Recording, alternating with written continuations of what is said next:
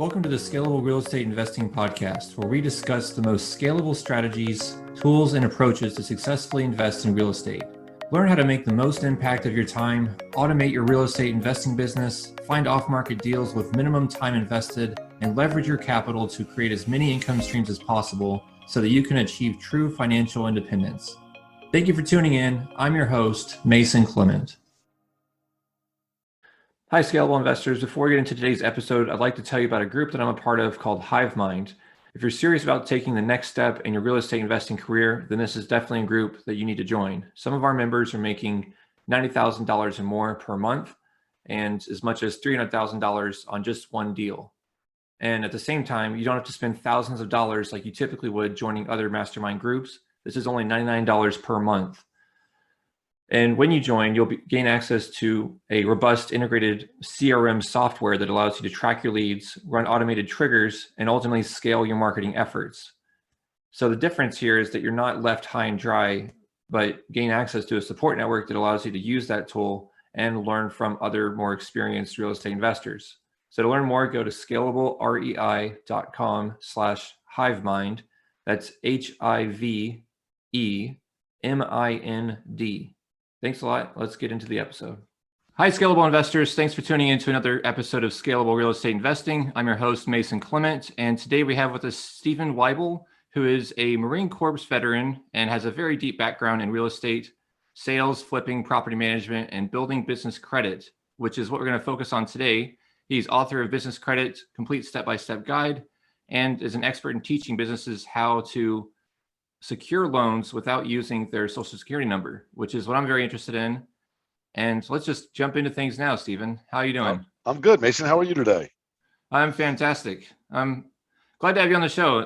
But like I said before we started recording, I've been considering how do I start getting some lines of credit for my own business as I start expanding, and my own capital can only be stretched so far if it's locked up in other deals. So, that's true, and I want to first of all get rid of a misnomer that's out there about business credit, what business credit really is, as opposed to what people think it is. Because we as consumers think about lines of credit as something you can write a check against, right? That's what we all think about, right? Take a line of credit against your house, whatever. Business credit's actually credit that you get to run your day-to-day operation. So, for example, when I was in the printing business, I had millions of dollars in credit with paper vendors, ink vendors, box vendors, bindery companies. Other companies would give me credit, and I in turn would give credit to major corporations who were my customers, right? So that's credit. Walmart's entire business plan is built on business credit. If you wanted to sell Walmart something, they're going to want terms from you. They're not going to pay cash, right? However, in the real estate world, and I'm not necessarily sure if this helps with the land world, but in the real estate world, where business credit was a big boost for, at least for me, was getting high limit credit with places like Home Depot and Lowe's, and getting Visas, MasterCards, American Express, vehicle financing, gas cards. I mean, anything I needed. Amazon, which didn't even exist when I was flipping properties. If you're gonna stage a property, you can get terms from Amazon, revolving credit terms. These are the type of things that business credit is important for. In addition to that, if you have a real operating business, and what I mean by that is you have employees, you're manufacturing something, or you have a store, whatever. If you ever go for an SBA loan, they're going to pull your personal credit. They're going to pull your P&L and all that, but they're going to pull your business credit too. And what I like to say to people is it's like a wheel. And if you look at this wheel, imagine 1/4 of it missing, because most people have no business credit profile, none whatsoever. Now, where it pertains to real estate investing, I gave you some examples, but I'm going to tell you why it's more important in real estate. Because we all know when we run our credit cards up, what does our score do? it goes up if you pay it down, right? Now, if you run it up, it goes down. Your utilization rate goes up, your credit score goes down. So what I chose to do was never use my personal credit unless it made me money. So if I was buying something, I'll use Home Depot again as an example. I was going to buy $20,000 in something from Home Depot to rehab a house. I didn't use my personal credit cards for that. I'd use my business credit cards, because in the business credit world, utilization has zero impact. Inquiries has zero impact. How much debt you have has zero impact. What impacts your credit scores in the business credit world is how do you pay your bills? Do you pay them on time? If you do, you get a good credit score. So that's really what business credit's about. And I wanted to bring that up, Mason, because we talked about lines of credit, and that's the phone call I get 99 out of 100 times a day. Hey, I want to get an unsecured line of credit just based on my business credit. Here's the problem with that. Business credit is tied to your business only, not you, right? So imagine a guy like me who understands how to build. I'm an expert. How easy it would be for me to start 5 companies, build up my business credit profile for all 5, go get unsecured lines of credit from banks, and then just pay myself $100,000 a month in salary. And oh well, company's out of business, right? So it's really risky for the banks. Banks are never going to give cash without a personal guarantee or an asset until you become what we call an institutional borrower, 50 million or more. Or, for example, the 187 unit apartment complex I did, it was a non-recourse loan. Right? So I had tax credits on it and whatnot, and it was a non-recourse loan because the asset and the cash flow more than covered the debt, right? So they were kind of hoping I didn't pay. The bank could take it back. So that's really what business credit is. Does that make sense? Yeah, that makes a lot of sense. I'm glad you brought that up, though, because I realized that if there's nothing else, the bank can still loan on that specific asset, that specific project, and that cash flow. But I've been wanting to understand more, what can they go off of when they're trying to underwrite something if your business doesn't have a lot of financial data and it doesn't have a specific asset? Like for my land investing business, for example, I know land is not a great example because most banks always require a super high amount of equity in there because they don't want to have the risk of being stuck with land. It's like a non-cash flowing asset, at least on the surface. So, but I was just wondering what else they go off of if it's not like my personal credit or my business's financial data. And it's strictly the 3 C's, my friend. It's going to be cash flow, credit, or collateral. That's it. It's really their plan, they being lenders, is based on those 3 items. Okay, so if it's not cash flowing, which obviously land doesn't, right? Then they've got to go to the next thing, which is going to be your credit. What's your credit look like? And your corresponding income. Can you cover the debt? And then third will be the collateral. What's the collateral worth? Now, look, I know most lenders want to see 50% equity in land. Is that still true today? Yeah, I think it varies based on the lender, but that's about right. I've heard 50 to 60. Yeah. Yeah. So if you buy a property worth 200 grand, but you can get it under contract for under 100, you've got the equity, right? Mm-hmm. But my focus was on properties. As we discussed earlier, I never even bought one piece of land my whole life. It was always properties. So I would get into these properties with private money, and they would escrow, let's say, $30,000 in construction. And that's kind of, have you ever used private money before? I'm looking to start raising some private money, but I haven't yet. Okay. Typically how hard money lenders, they call them hard money because it hurts. But how they typically work is they'll fund your purchase, they'll fund your construction, but they're going to hold the construction back, right? And they expect you to front it, and then they'll release that in a series of draws. So if we took a $100,000 house with $50,000 in construction that was worth, let's say, $250, they'll fund the 100, they'll escrow the 50, and as you're completing series of the work, in other words, a percentage of the work, they'll release that. It might be 2 $25,000 draws. It might be 5 $10,000 draws. Whatever that agreement is, you have to front that money. So here's where real estate investors run into a lot of problems. They get all excited. They get the property. They start to work on it, and they run out of cash on the first draw. They don't even get to the 25,000, right? So now their lender's charging them interest on money they don't have, and they can't complete the project. I've seen this 100 times. But let's change that up a little bit. Let's assume they have $50,000 in credit with Home Depot, 25,000 with Lowe's. They have a couple of Visas and MasterCards that are all in the business name only, not tied to them personally. Couldn't they rehab that property? Right? Yeah, that makes sense. Sure. They can rehab it. They can get the draws from the lenders, pay off those credit cards, right? So now they're zero balance again and move on. Or like I did, take those draws, put them down on 3 more properties, because at that time, properties were selling so fast. I was in from 03 till 08, 09. That's really where business credit was ideal. As a matter of fact, the vehicle you drive around in, I mean, your business is investing in land, correct? Right. Right. So every time you go to look at it, do you buy locally, or is it all national where you don't actually have to go see it? I usually don't go see it. So like I Okay. have some properties in North Carolina and some like other parts of Texas and stuff. So Okay. In my world, you would want to go see the property, obviously, right? right. So I didn't want to drive a car that was in my name. I was doing business, right? So I made sure I bought an F-150 in the company name with no personal credit check. So it's those little things that don't sound like a lot, but when you think about it, my debt to income ratio was almost zero on my personal credit. So when it came time to buy that 187 unit apartment complex, I wasn't worried. I knew my credit score was high enough. And ironically, I got a non-recourse loan. But I did buy a 32 unit apartment complex for 300 grand that I sold for 1.1 million in 6 months. And I was able to call my bank and get an approval on a loan in 5 minutes. I only had about an hour to make a decision on this deal. It was a tax sale certificate. But because I didn't max out my credit all the time, remember, I never used it except when it made me money. Does that make sense? Yeah. Yeah, that makes a lot of sense. So that's really what business credit's about. And unfortunately, in today's day and age, nobody knows about it. Manufacturers know about it because we had no choice. Like a manufacturer can't survive without credit from its suppliers. It just won't make it. There's no manufacturer, like think about t-shirts. So if somebody produces 1 million t-shirts a month, screen printed, their screen printer, they have to buy those t-shirts from somebody, right? Well, they need to get credit from that supplier, and that t-shirt supplier has to get credit from the cotton manufacturer, right? So that's how that chain works, and that's why business credit exists. Now we all work from home. We're all virtual. Everybody's, one and two man or women bands. Nobody knows about business credit. They don't teach it. They don't even teach us in business school. But yet every CFO in the country knows about it. Every CFO. It's weird. Once you get a strong business credit profile, typically 15 to 20 trade lines reporting, the tide shifts.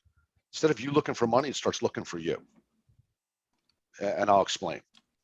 So if you have, I assume you have good personal credit, you don't have to answer me. Anyone with good personal credit probably goes out to their mailbox every single day and there's a credit card offer in there, there's a personal loan offer, there's some sort of loan offer in the mailbox every single day. They're so tempting too. They really are. I remember I was tempted the other day. I saw a Bank of America deal. I'm like, no, I don't need it. Anyway, they didn't just randomly send that to you. They bought your information from the credit reporting agencies. Credit reporting agencies are nothing more than data salespeople. That's all they are. They gather data and then they sell it to whoever's willing to pay for it. So they bought your data from the credit reporting agencies by saying, hey, I want everybody from a 700 to an 850 credit score and this zip code, this income level. Well, don't you think the same thing happens for lenders, commercial lenders? They want to find qualified borrowers. Where do they go to buy the data? They go to the business credit reporting agencies, Dun Bradstreet, Experian Business, Equifax Business, and they pull your credit score. Here's the problem. If you have nothing reporting on your business credit report, zero, no negatives, no positives, no nothing, it literally says that you have the potential to be bankrupt in the next 12 months, right on your credit report, and you've done nothing wrong. So 99% of the businesses I talk to have nothing reporting. So if I pull their report, it basically looks like they're going to go bankrupt. So now if I'm going to do business with them, I'm going to be concerned, right? But what's cool about business credit as opposed to personal credit is instead of taking years and years and years to build a good profile, you can do it in a matter of months. Even one trade line reporting on your business credit report will jump your score. Literally take you from a 26 to a 50, which is from failing to at least passing.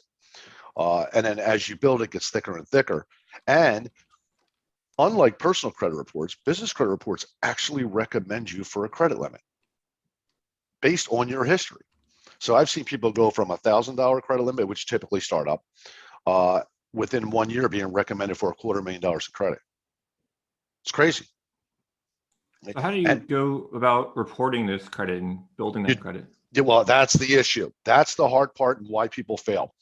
You have to know who reports. Not everybody reports. As a matter of fact, only 7% of all businesses report to the business credit reporting agencies because it's expensive, right?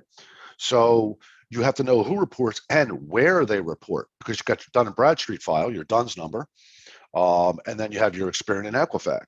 Well, vendors check Dun Bradstreet, banks check Experian. So you want to make sure you're building both profiles. And that's difficult if you're not sure who reports and where. So that's really our secret sauce. That's what we know. We have underwriting criteria. We know exactly who reports and where and when you should apply. It's not difficult to do. It's just knowing which order to go in. I've seen people go apply for vehicles in their business name and get turned down, and they're very frustrated. They don't understand because they have 3 trade lines reporting. Well, what they don't realize is they're 12 trade lines away from being approved. You have to know that. When you say trade line, like the line of credit, you mean? Well, yeah, basically what that means is somebody gave you credit. It's reporting as a trade credit. Okay. So like that t-shirt manufacturer, their cotton supplier would report that they buy cotton from them and they have X amount of credit available to them. Okay. Or they've utilized X amount of credit. And here's what's cool. In the business credit world, unlike in the personal credit world, they don't say who it is. So like a Home Depot wouldn't show up as Home Depot, it would show up as lumber or hardware supply. It don't make sense to you. When I was in the printing business, my business credit report was filled with paper vendors and ink vendors with no names, because business credit reports are public information. And what I mean by that is I don't need your permission to pull your business credit report. I can just pull it. If I'm willing to pay the $50, I can pull it. So your competition is going to do that too, especially in the manufacturing world. Who are they doing business with? How are they getting their paper so cheap? Right? So, and people don't realize this, but customers will pull your business credit report. Because how do I know if my suppliers are actually reporting my credit like I want them to build my credit? Well, I can tell you 97% don't. They just don't.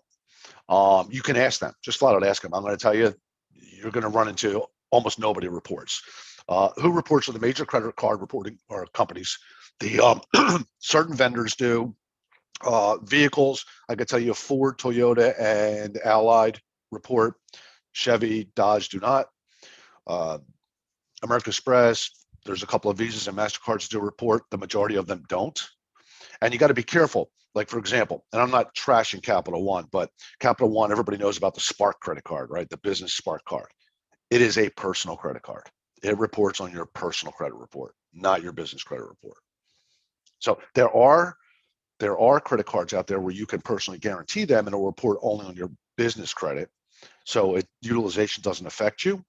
And we have a program where we can help you get those, but you just got to be careful. Like Discover, I have a Discover business credit card. It reports in personal credit. So I don't use it. It's a waste, right? I have a couple other banks that only report on business credit, so I can max them out. Doesn't matter. Doesn't affect my score. The only thing that will affect my score is if I personally guaranteed them and I go bad, then it will report on my personal credit. But you just don't go bad, right? Right. It really is a game changer. Anybody who invests in real estate, to me, your job is to protect your personal credit for when that opportunity comes along, because we all get them. We all get lots of opportunities in our life, right? It's those that are prepared that end up being the lucky ones, right? I mean, exactly right. Yeah. That 32-unit apartment complex, I'm telling you, I had 5 minutes to make a decision, basically. And it paid off. I should have kept it. It was bringing in 30 grand a month in rent, but I was prepared for it. Where there was other people that were bidding on it that weren't.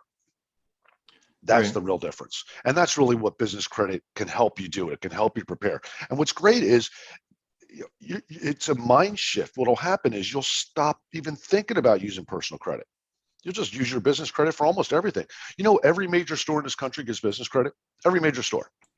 Amazon, Walmart, Macy's, well, if they're still around, JCPenney, just every major store, AutoZone. Just think of a major chain. They give business credit, right? So even if it doesn't work to buy land, think about everything else that you spend that involves your business. Apple gives business credit. Dell gives business credit. And I'm talking about credit that's not tied to you personally. Yeah, there's still a lot of operating costs, like exactly. To find the land, you still have to send out mail and pay my virtual assistants and all this other stuff. That's exactly right. You can get Vistaprint will give you business credit. I mean, just everything you spend money on, you can usually get credit to do that. And it's not that you want to put everything on credit. I'm not like a credit hound, right? Like, let's just go into debt. But controlling your cash flow is key to any business. No business goes like this, right? They all go like this.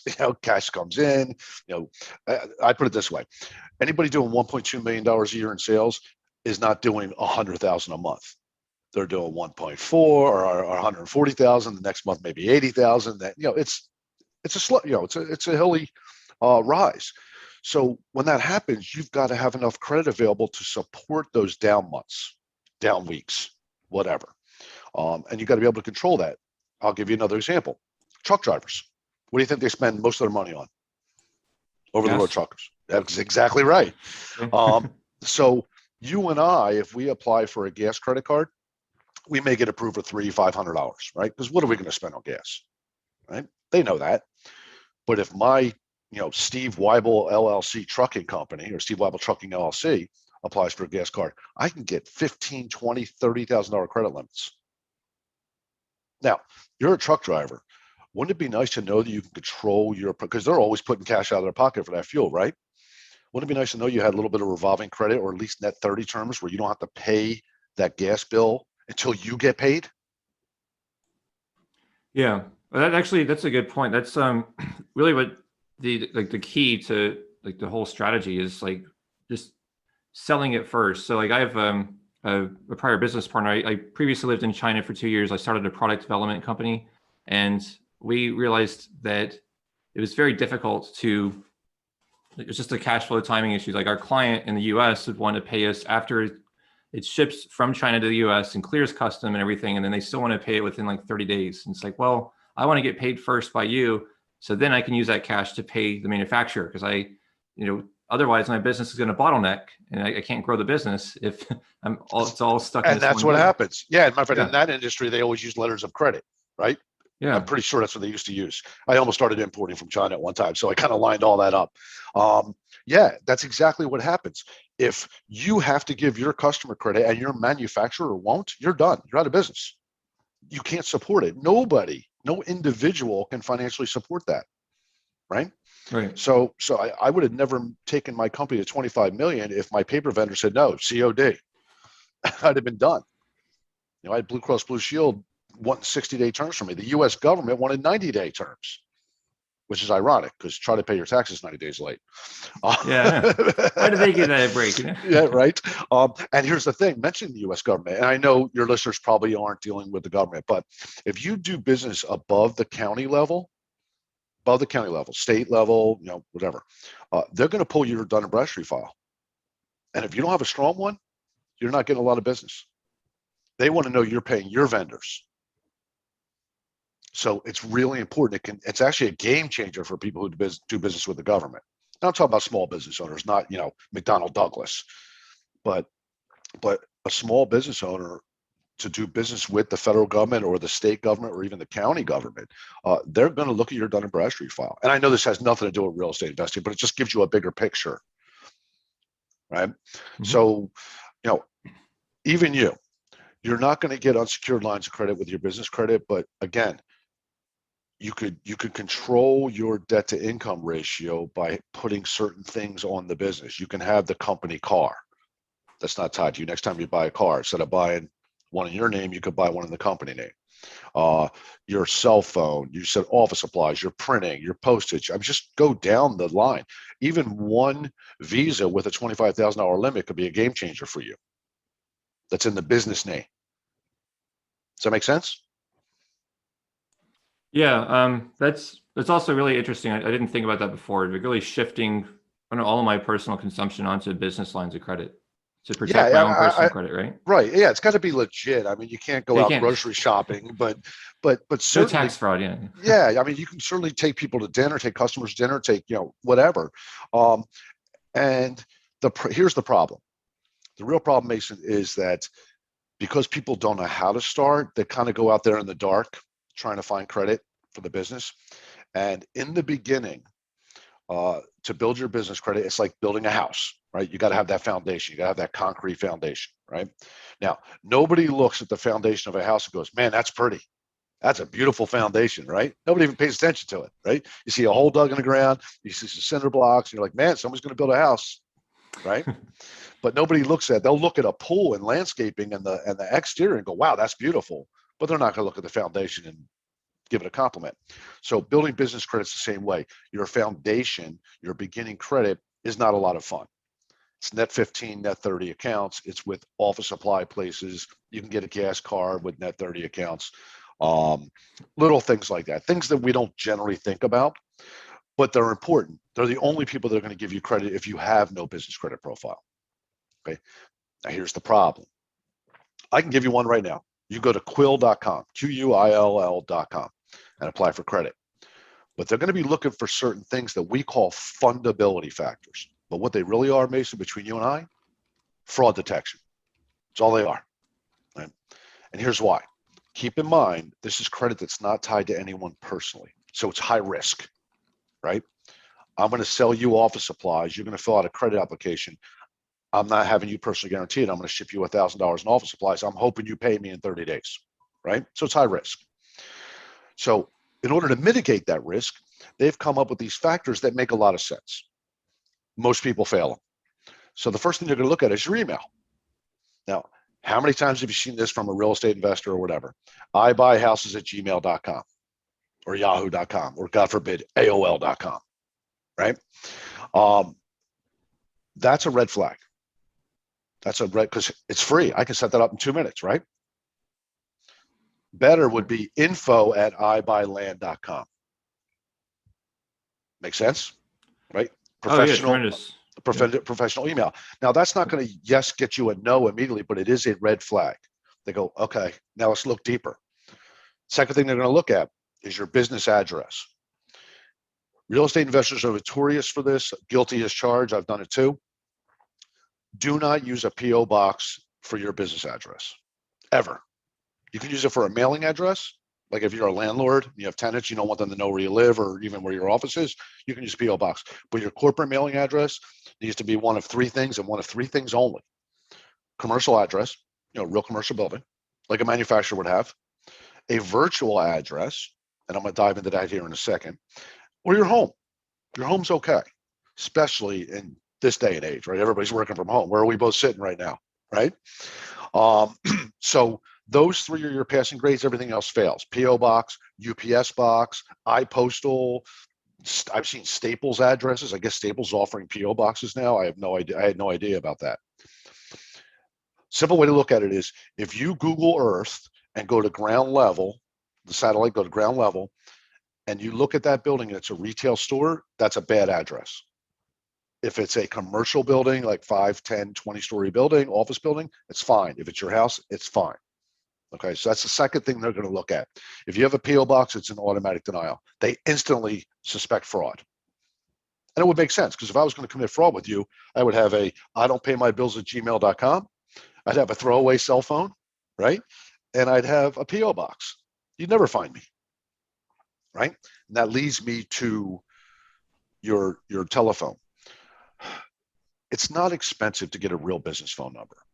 I know a lot of investors, especially the iBuy houses, like to have the Google Voice, right? I have one myself. I still have it. The problem is Google owns that number. You do not. If you tried to list that with the National 411 database, it would come up as Google, not as your phone. Lenders check that database to see if you're really in business, if you're a real legitimate business. It's the 800 database.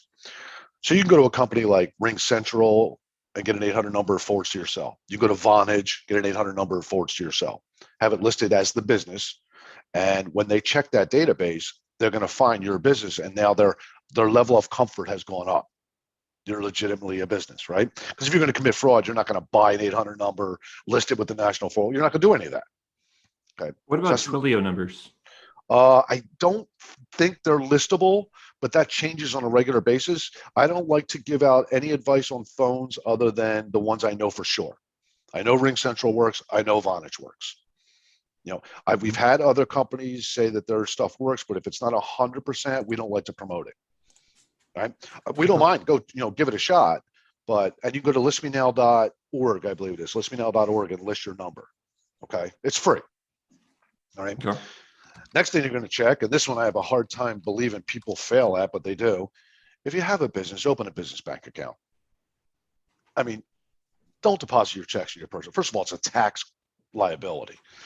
But if you have an LLC, S corporation, C corporation, open a real business bank account, because you have something that most people, that 99% of people are unaware of, you have something called a bank credit score for your business.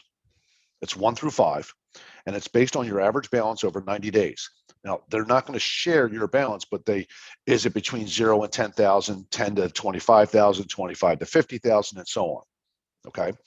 But along with that data, they also give the day you open the account, or basically the month and year. Right.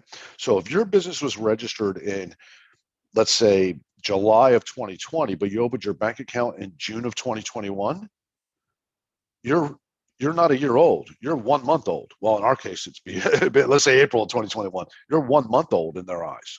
So when you fill out that credit application and put time in business 1 year, they're going to mark you as fraud. You lied because you didn't go into business till you opened your business bank account. I know that's ridiculous, but I'm telling you, Mason, I see this all the time. So if you're out there listening, open your business bank account if you don't have one. All right. That's interesting. But would my score be penalized if I have several different bank accounts? Because no. like, no. Okay, and like there's a lot of zeroed balances. No. It's no big deal because there's a credit report out there called LexisNexis. Have you ever heard of it?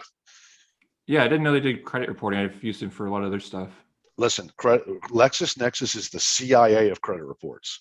They know everything about you, any license you've ever held, every car you've ever owned, what color it was, what the registration number was, every bank account, every insurance account. Were you in the military? What did you do? Everything. My LexisNexis is that thick.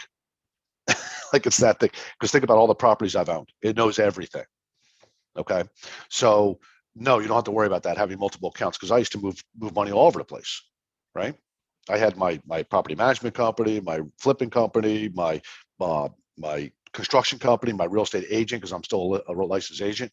I had all those businesses. I was always moving money. It's no big deal, right? Because your account was open when it was open, and they can see the multiple accounts. So you may get a lower score here, but a higher one here. It doesn't really matter. All right. Okay. Is there a minimum amount of time that they want to see it open 90 for? days. 90 days. Well, yeah, you want you want to be open over a year. Like any other business, the first 5 years are the most dangerous, right? Most businesses go out of business within 5 years. So the longer it's open, the better it looks. And that brings me to a point. Don't buy a shelf corporation. Just don't buy one. Back in the day, that may have worked. They have instant access to data now.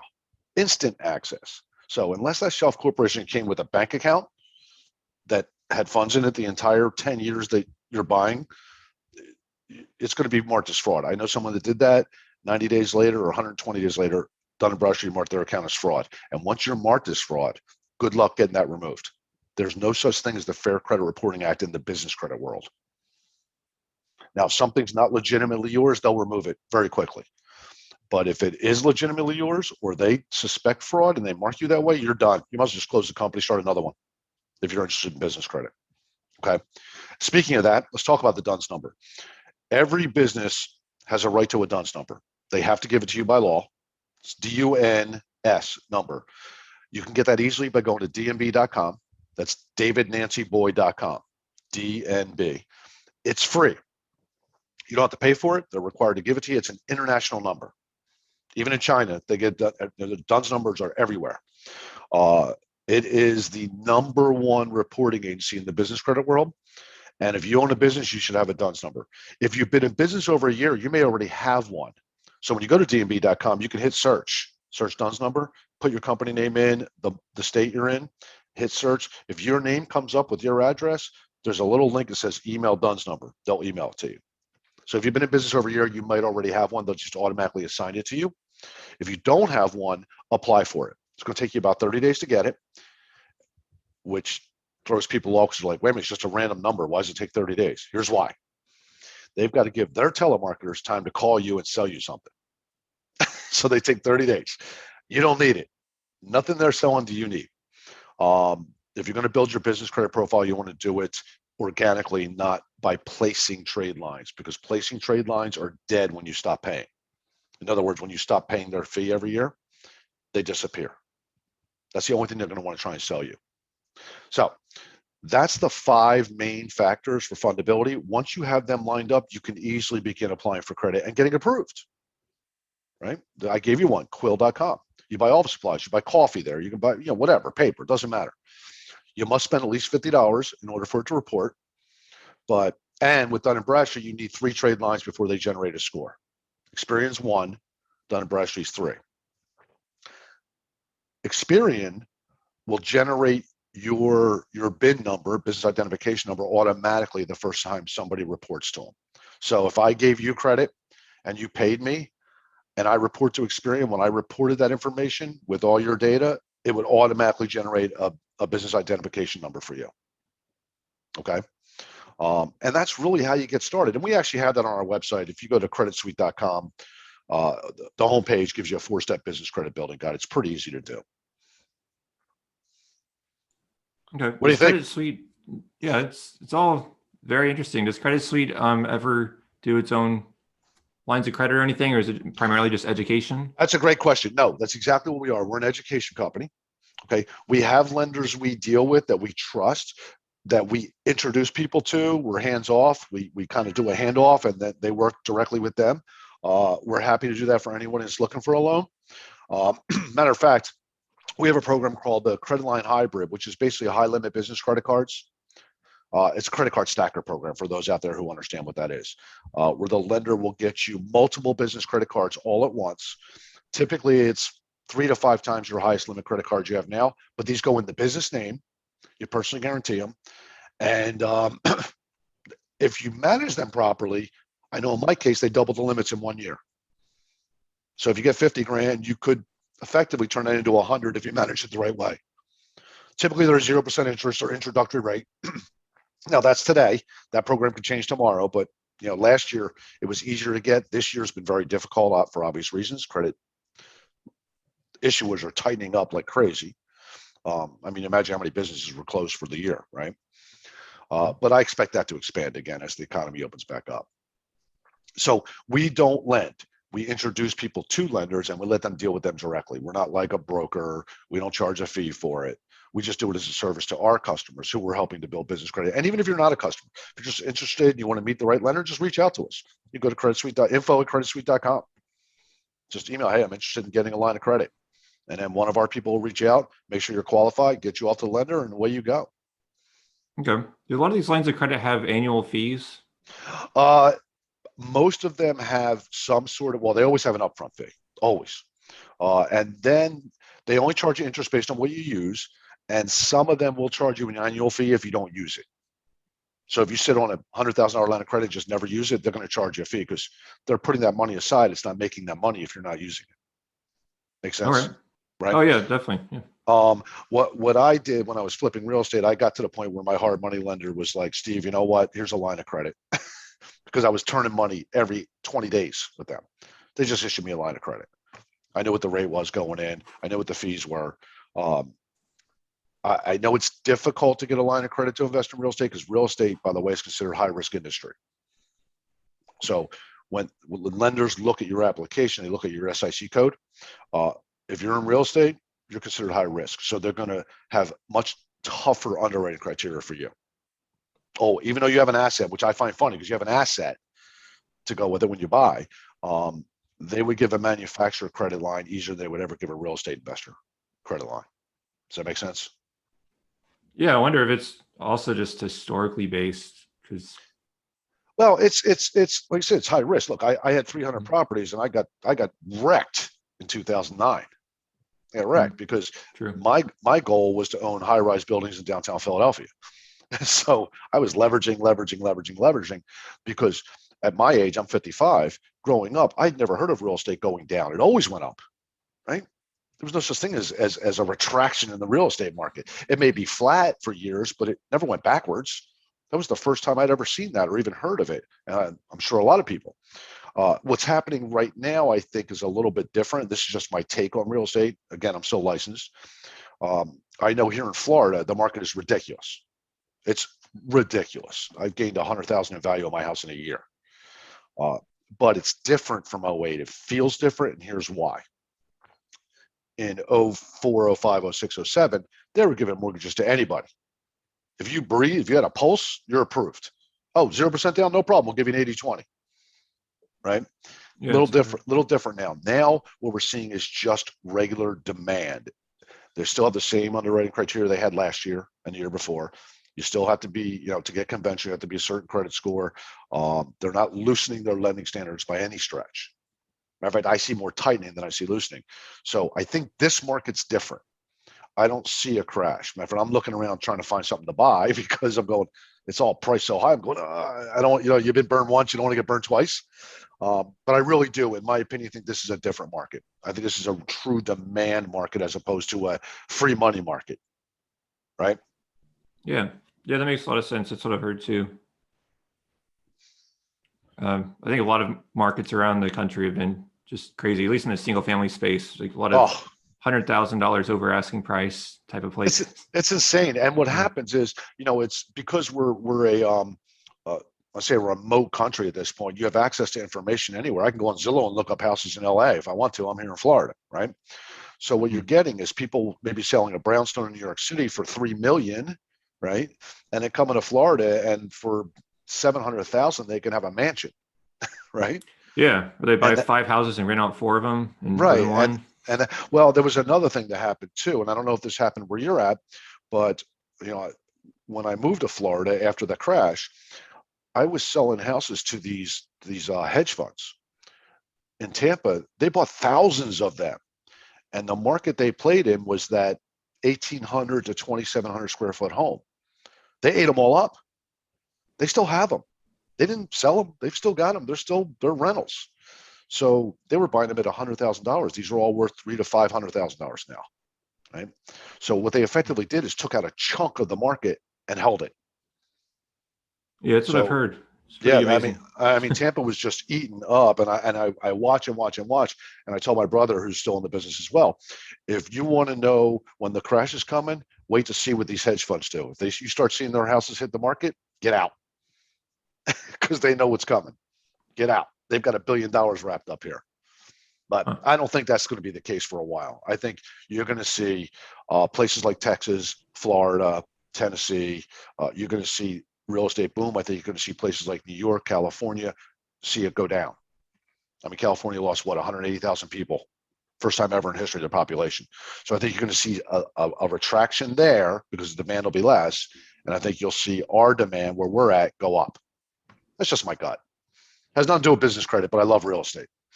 Yeah, I actually saw an article about just where rents are falling and where they're rising, and just like you said, those same places they're falling in New York and California, and rising in Texas and other places like that. Florida. Yeah, my brother's an agent in New Jersey. He said he's got lots of sellers and no buyers. Yeah. So I said, where are they going? Florida. Yeah. Said, well, glad I was ahead of the curve by a decade.